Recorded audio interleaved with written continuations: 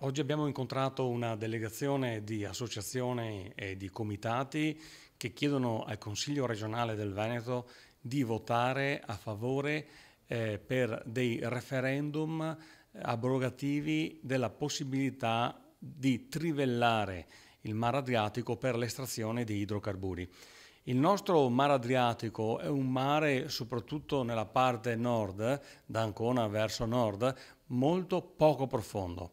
La profondità del Mar Adriatico non supera i 300 metri. Abbiamo dei laghi nel nord Italia molto più profondi, quindi qualsiasi incidente a causa di estrazioni magari di petrolio in questo mare creerebbe dei danni apocalittici, danni al turismo balneare, danni al turismo, pensiamo a città importantissime come Venezia, danni al settore della pesca e naturalmente danni a tutta la biodiversità e all'ambiente. Quindi come Partito Democratico abbiamo deciso di appoggiare questi referendum perché pensiamo che il nostro mare, il Mar Adriatico, assolutamente non possa sopportare e non debba assolutamente correre nessuno di questi rischi.